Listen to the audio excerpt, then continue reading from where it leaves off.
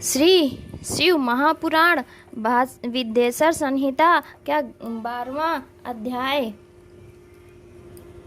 शिव क्षेत्र विवेचन। शिवजी बोले, हे बुद्धिमान ऋषियों, मुक्तिदायक शिव क्षेत्रों को सुनिए।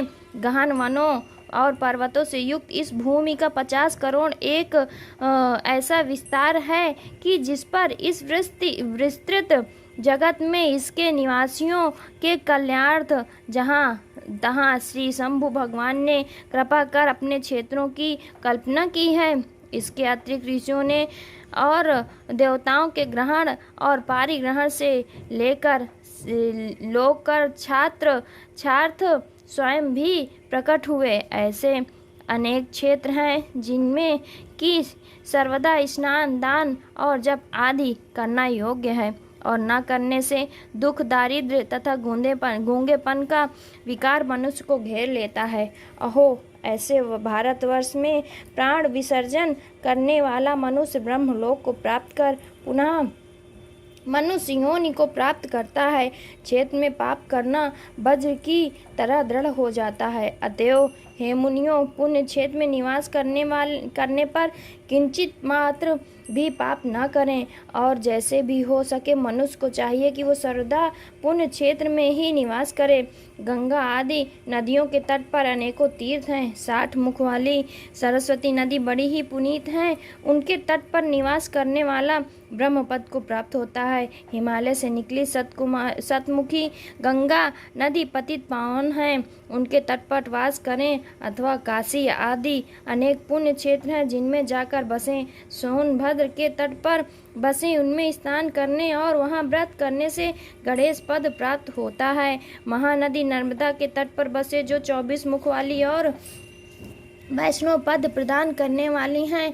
12 मुखों वाली तमसा नदी, 10 मुखों वाली रेवा नदी और महापुण्य दायक गोदावरी नदी के तट पर बसें, जहाँ की बसने से ब्रह्म हत्या तथा गो हत्या का भी पाप नाश हो जाता है। ये 21 मुख वाली गोदावरी रुद्रलोक को देने वाली हैं। इनके अतिरिक्त 18 मुख वाली कृष्णवेणी नदी विष्णु लोकदायक, 10 मुखी तुंगभद्रा ब्रह्म लोकदायक और सुवर्ण मुखी नदी जो 9 मुखों वाली हैं और जो ब्रह्मलोक से च्युत हुई प्राणियों को अपने तट पर जन्म देती हैं, तथा सरस्वती, पंपा, जन्या, श्वेत नदी, महापुण्य कावेरी जिसके 27 मुख हैं। ये सभी पुण्यदा, शुभप्रद और स्वर्गदायक हैं तथा इनके तट ब्रह्मा और विष्णु पद के देने वाले हैं। ये सभी पुण्य क्षेत्र शिवलोकदायक और शिव संबंधी अभीष्ट फलदायक हैं। इन सभी नदियों और क्षेत्रों में स्नान का अपना अपना उनका एक पृथक पृथक पर्व है। इन पर्वों और मुहूर्तों में जो इन नदियों में स्नान करता है उसे उसके महात्म्य के अनुसार उत्तम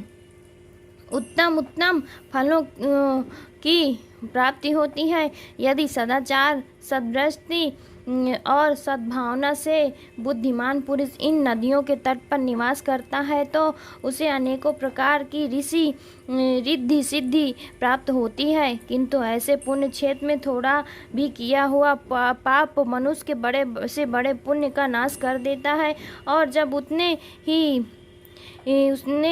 ही समय तक उसके लिए प्रायश्चित करें तो वो क्षय होता है, क्योंकि पुण्य ही ऐश्वर्य को देने वाला है। कायिक वाचिक पाप तो शीघ्र नष्ट हो जाते हैं, परंतु मानसिक पाप वज्रलेप के समान होता है जो कल्पांतर तक नहीं छूटता और वो केवल ध्यान से छूटता है। जब ध्यान और तप से शरीर को सुखाने तब कहीं उससे छुटकारा प्राप्त होवे। पुण्य पाप के 3 चक्कर हैं, बीज, वृद्धि और भोग। ज्ञान द्वारा इन तीनों को घटाया बढ़ाया जा सकता है, परंतु इस प्रकार के प्रयत्न की आवश्यकता ही क्या है। न पाप करेगा न उसको समन करने का यत्न करना होगा। अतएव जगत में निष्पाप जीवन ही उचित है और मनुष्यों को सच्चा सुख तभी प्राप्त होता है। इति श्री महापुराण विद्येश्वर संहिता का 12वां अध्याय समाप्त। हर हर महादेव, हर हर महादेव।